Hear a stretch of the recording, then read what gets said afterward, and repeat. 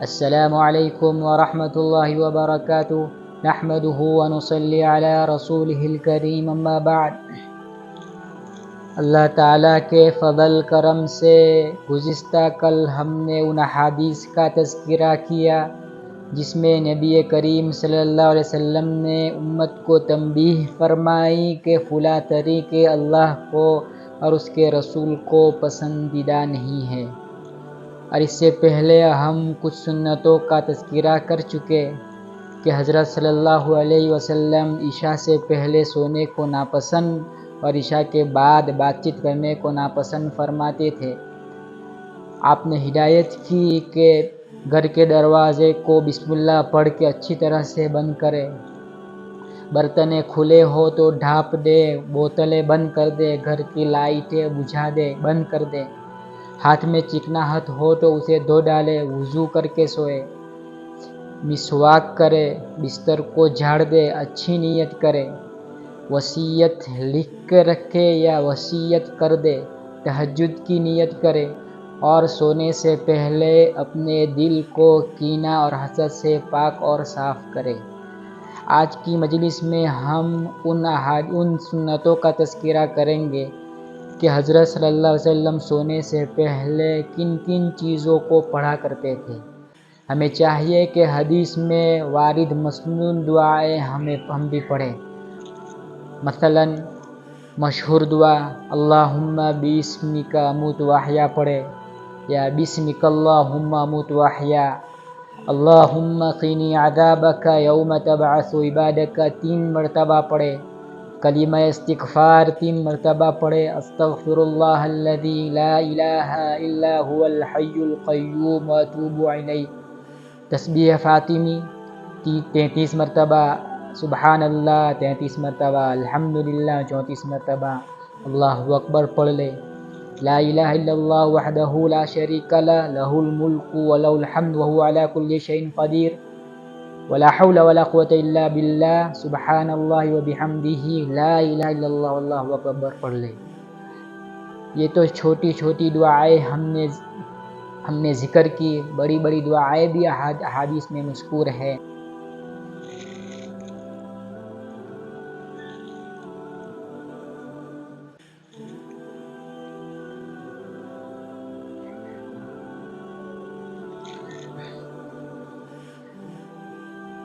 سونے سے پہلے آیت الکرسی پڑھ لے۔ قصہ ابو ہریرہ رضی اللہ عنہ کا بہت مشہور ہے کہ حضرت صلی اللہ علیہ وسلم نے ابو ہریرہ رضی اللہ تعالی عنہ کو بیت المال کی حفاظت پر تعین کیا تھا۔ شیطان رات کو آیا چوری کی نیت سے، ابو ہریرہ رضی اللہ تعالی عنہ نے شیطان کو پکڑ لیا اور کہا کہ میں تجھے حضرت کے پاس لے جاؤں گا۔ شیطان نے معذرت کی کہ میں ہرگز ایسا نہیں کروں گا، چھوڑ دو، چھوڑ دیا۔ دوسری رات بھی ایسا ہی ہوا، تیسری رات بھی ایسا ہی ہوا۔ اب ابو ہریرہ کہنے لگے شیطان سے کہ آج میں تجھے نہ چھوڑوں گا، آج میں تجھے حضرت کے سامنے پیش کر کے رہوں گا۔ شیطان نے کہا چھوڑ دو، میں تمہیں ایک عمل بتا دوں گا۔ ابو ہریرہ رضی اللہ تعالیٰ عنہ راضی ہو گئے اس بات پر کہ ایک عمل بتا دو، میں تجھے چھوڑ دوں۔ شیطان کہنے لگا کہ جب تم سونے کے لیے لیٹ جاؤ تو آیت الکرسی پڑھو، اس کی وجہ سے اللہ تعالیٰ کی طرف سے ایک حفاظت کرنے والا متعین رہے گا اور شیطان صبح تک آپ کے قریب بھی نہ آ پائے گا۔ ابو ہریرہ رضی اللہ تعالیٰ عنہ نے یہ قصہ حضرت صلی اللہ علیہ وسلم کو بتلائی۔ حضرت نے کہا انہ قد صدقک وہو کذوب، اس نے بات تو سچی کہی لیکن وہ ہے تو بہت جھوٹا۔ ہمیں چاہیے کہ سونے سے پہلے سورہ کافرون بھی پڑھ لے۔ نبی کریم صلی اللہ علیہ وسلم نے ارشاد فرمایا کہ جو شخص سورہ کافرون پڑھے گا گویا اس نے چوتھائی قرآن پڑھا، شیطان اس سے دور بھاگا، شرک سے وہ بری ہو گیا اور نیند کی گھبراہٹ سے عافیت نصیب ہوگی۔ اور فرمایا مروا صبیانکم یقرؤونها عند النوم، اپنے بچوں کو حکم کرو کہ سونے سے پہلے اس سورت کو پڑھے، فلا یعرض لهم شیء، اس کی وجہ سے بچے کو مصیبت نہیں پہنچے گی۔ ماں باپ کو چاہیے کہ وہ بچوں کو سونے سے پہلے سورہ کافرون پڑھا دے۔ حضرت عائشہ صدیقہ رضی اللہ تعالیٰ عنہا فرماتی ہے کہ نبی کریم صلی اللہ علیہ وسلم سونے سے پہلے سورہ اخلاص پڑھتے، سورہ فلق اور سورہ ناس پڑھتے، پھر اپنے ہاتھ میں پھونک مارتے۔ پھونک اس طرح مارے کہ تھوڑے سے تھوک کی جھریاں ہاتھ پر جائے اور پھر پورے بدن پر آپ صلی اللہ علیہ وسلم مل لیتے تھے۔ ملنے کا طریقہ یہ ہونا چاہیے کہ گردن پیچھے سے شروع کرے، پھر منہ کی طرف آوے اور پورے بدن پر مل لے۔ حضرت جابر رضی اللہ تعالیٰ عنہ روایت کرتے ہیں، وہ کہتے ہیں کہ نبی کریم صلی اللہ علیہ وسلم اس وقت نہ سوتے تھے جب تک کہ آپ الف لام میم سجدہ اور سورہ ملک نہ پڑھ لیتے۔ عائشہ رضی اللہ تعالیٰ عنہ ایک روایت بیان کرتے ہوئے فرماتی ہے کہ حضرت صلی اللہ علیہ وسلم سورہ بنی اسرائیل اور سورہ زمر پڑھے بغیر نہیں سوتے تھے۔ اور ارباز بن ساریہ رضی اللہ تعالیٰ عنہ کہتے ہیں کہ آپ کا معمول مبارک سورہ مسبحات پڑھنے کا تھا رات کو سونے سے پہلے۔ مسبحات ان صورتوں کو کہتے ہیں جن کے پہلے سبح یسبح آیا ہوا ہے، مثلا سبح اسم ربک الاعلی، سورہ جمعہ ہے، سورہ تغابن ہے، سورہ حدید ہے۔ حضرت صلی اللہ علیہ وسلم سونے سے پہلے ان صورتوں کو بھی پڑھا کرتے تھے۔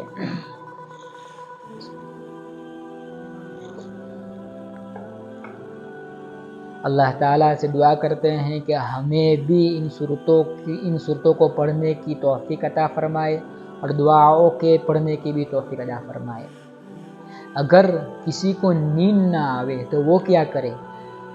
حضرت بریدہ رحمۃ اللہ علیہ فرماتے ہیں کہ خالد ابن ولید المخزومی رضی اللہ تعالیٰ عنہ نے نبی کریم صلی اللہ علیہ وسلم سے شکایت کی کہ ان کو نیند نہیں آتی ہے۔ حضرت صلی اللہ علیہ وسلم نے ان کو کہا کہ تم اس دعا کو پڑھا کرو، جب تم لیٹنے لگو تو یہ دعا پڑھو۔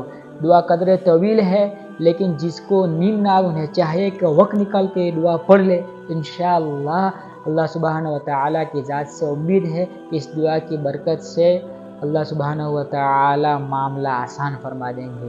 وہ دعا کیا ہے؟ حضرت صلی اللہ علیہ وسلم نے فرمایا، اللہم رب السماوات السبع وما اضلت، ورب الارضین وما اقلت، ورب الشیاطین وما اضلت، وکن لی جارا من شر خلقک کلہم جمیعا، ان یفرط علی احد منہم او ان ینبغی الزجارک وجل ثناؤک ولا الہ غیرک لا الہ الا انت۔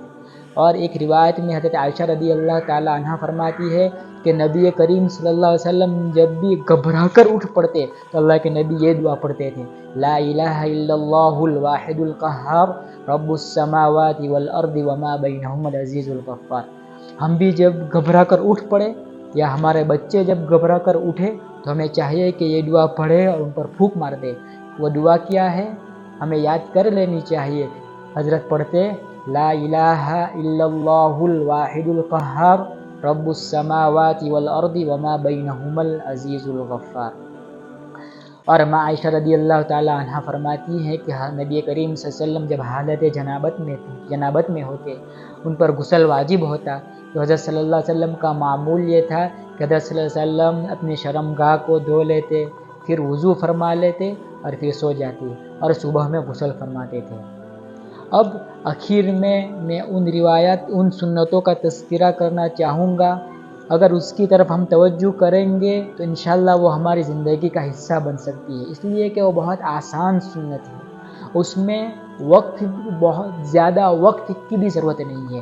ابن عباس رضی اللہ تعالیٰ عنہ فرماتے ہیں، کان النبی صلی اللہ علیہ وسلم یکتحل قبل ان ینام بالاثمد، کہ حضرت صلی اللہ علیہ وسلم سونے سے پہلے اثمد نامی سرما لگاتے تھے۔ اب سرما لگانے میں شاید آدھی منٹ بھی صرف نہ ہو۔ اللہ سے ہم دعا کرتے ہیں کہ یہ سنت ہمارا حصہ بن جائے۔ اور ابن عمر رضی اللہ تعالیٰ عنہ فرماتے ہیں کہ حضرت صلی اللہ علیہ وسلم لا یتعار من اللیل ساعتا الا اجر السواک علی فیہ، نبی کریم صلی اللہ علیہ وسلم جب بھی بیدار ہوتے تو حضرت صلی اللہ علیہ وسلم منہ میں مسواک پھیرتے۔ کتنا آسان عمل ہے، آنکھ کھل جائے منہ میں مسواک پھیر دے۔ لیکن اگر اس سنت پر ہمیں عمل کرنا ہے تو ہمیں مسواک کو اپنے سرہانے پر رکھنی پڑے گی۔ اور حضرت صلی اللہ علیہ وسلم نے فرمایا قیل اللہ کیا کرو۔ قیل اللہ کہتے ہیں دوپہر کے کھانے کے بعد سونا، اور فرمایا قیل اللہ کرو اس لیے کہ شیطان قیل اللہ نہیں کرتا۔ اللہ تعالیٰ سے دعا ہے کہ اللہ تعالیٰ ہماری کوششوں کو قبول فرمائے، اللہ عمل کی توفیق عطا فرمائے اور دوسروں تک پہنچانے کی توفیق عطا فرمائے۔ وآخر دعوانا ان الحمد للہ رب العالمین۔